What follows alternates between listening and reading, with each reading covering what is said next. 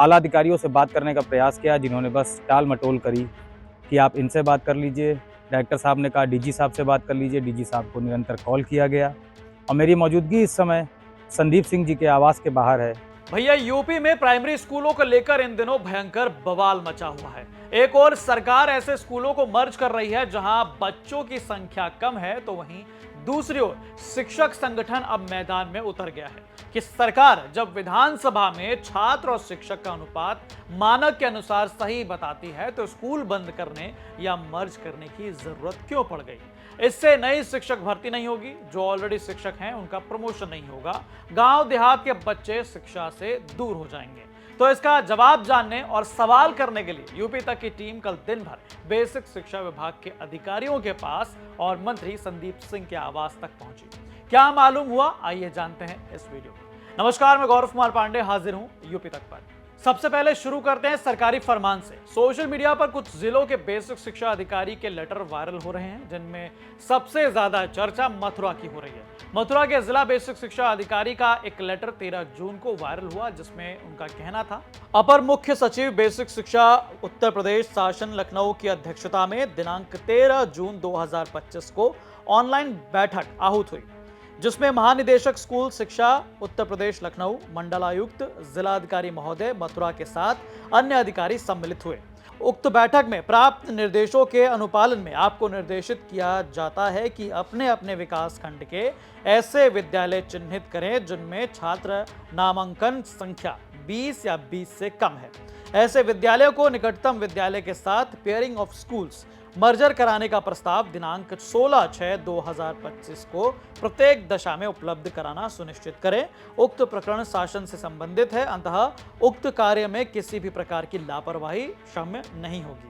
ये बेसिक शिक्षा अधिकारी ने ये चिट्ठी लिखी थी समस्त खंड और नगर शिक्षा अधिकारी को, और साफ तौर पर उनसे वो आंकड़े मांगे थे कि आप बताएं कि 20 से या 20 से कम जो है, जो बच्चे जिस स्कूल में पढ़ रहे हैं उनको जो है निकटतम स्कूल से पेयरिंग कराना और उन स्कूल की लिस्ट जो है वो जारी करे। इसमें जो है किसी तरह की ढिलाई ना बरती जाए और इस 16 तारीख तक काम जो है हो जाना चाहिए। जब इसकी ग्राउंड पर सच्चाई जानने के लिए मथुरा से हमारे संवाददाता जिला बेसिक शिक्षा अधिकारी के कार्यालय पहुंचे, तो वहां मालूम चला कि साहब का ट्रांसफर हो गया है और नए अधिकारी की पोस्टिंग अभी तक हुई नहीं। वहीं बेसिक शिक्षा अधिकारी द्वारा इस तरह का आदेश किया गया कि जिस स्कूल में 20 से कम बच्चे आते हैं उन स्कूलों को हम एक दूसरे स्कूल में मर्ज कर देंगे। आखिर यह व्यवस्था कैसे लागू होगी और कैसे जो बच्चे पढ़ने आते हैं एक स्कूल में वो दूसरे स्कूल में कैसे जाएंगे, और क्या उनके लाने ले जाने की कोई समुचित व्यवस्था की जाएगी, या ये आनन फानन में किया गया आदेश है। इस आदेश की कॉपी बड़ी तेजी से सोशल मीडिया में वायरल हो रही है पूरे प्रदेश में, और बताया ये भी जा रहा है कि जो बेसिक शिक्षा अधिकारी जिन्होंने ये आदेश किया था उनका ट्रांसफर उन्नाव हो गया है, और वहीं इस पद पर अभी मथुरा में किसी की नियुक्ति नहीं हुई है।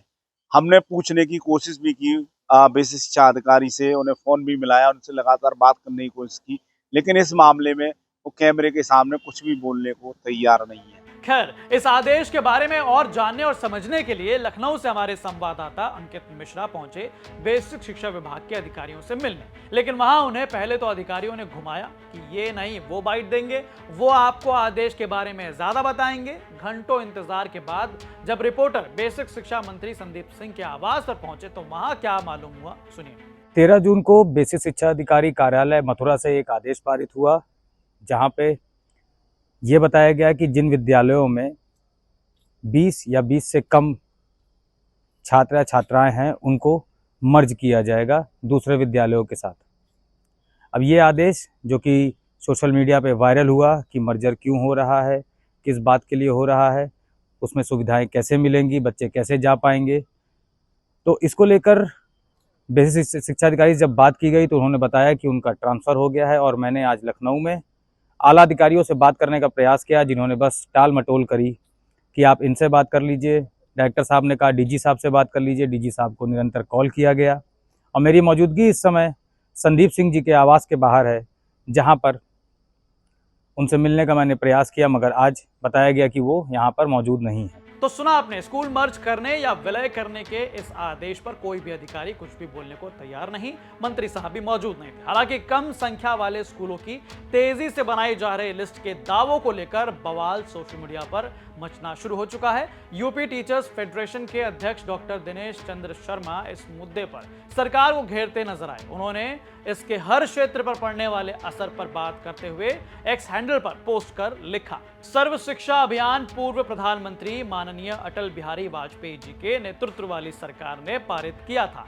सरकार की सोच थी कि 6 से 14 साल की आयु के सभी बच्चों को निशुल्क शिक्षा उपलब्ध कराई जाए। इस अभियान के अंतर्गत सरकार ने प्रत्येक गांव और मजरे में प्राथमिक विद्यालय व प्रत्येक किलोमीटर पर उच्च प्राथमिक विद्यालय की स्थापना हेतु भवन सहित तमाम संसाधन उपलब्ध कराएं। परंतु आज कम या अपर्याप्त छात्र संख्या के आधार पर विद्यालयों को समाप्त करके अन्य विद्यालयों में पर्याप्त शिक्षक उपलब्ध कराने की योजना तैयार की गई है। परिवार कल्याण कार्यक्रम के अंतर्गत जनसंख्या वृद्धि की दर घट रही है। दूसरी तरफ विभाग ने तमाम अधोमानक विद्यालयों को मान्यता प्रदान कर रखी है।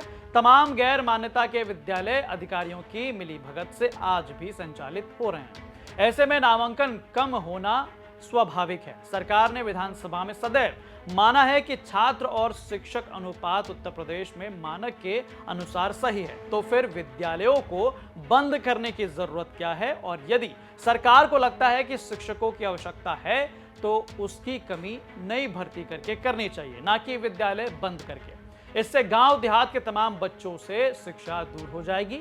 लगभग 20,000 विद्यालयों को मर्ज पूर्व में करके शिक्षकों की पदोन्नति के अवसर समाप्त कर दिए गए। साल 2015 से आज तक किसी भी शिक्षक की पदोन्नति नहीं हुई। इस आदेश से शिक्षकों के हजारों पद समाप्त हो जाएंगे, जिससे कार्यरत शिक्षकों की पदोन्नति नहीं होगी। जो डीएलएड या बीटीसी पास युवक युवतियां शिक्षक बनने की उम्मीद में हैं, वो शिक्षक नहीं बन पाएंगे। माननीय मुख्यमंत्री जी से अनुरोध है कि इस आदेश को निरस्त करने की कृपा करें। वैसे भी किसी राज्य में शराब की दुकानों की संख्या में वृद्धि तथा विद्यालयों की संख्या में कमी की नीति आलोचना का कारण बनेगी, जब ग्रामीणों को पता चलेगा कि उनके गांव का विद्यालय दूसरे गांव में शिफ्ट किया जा रहा है, तो जन आक्रोश लाजमी होगा। बहरहाल तो आपने देखा किस प्रकार से इस पर जो है बवाल मचा हुआ है, लगातार सवाल खड़े हो रहे हैं। हालांकि इस पर आपकी क्या राय है, हमें कमेंट करके जरूर बताएं। बाकी तमाम खबरों के लिए आप देखते रहें यूपी तक। धन्यवाद।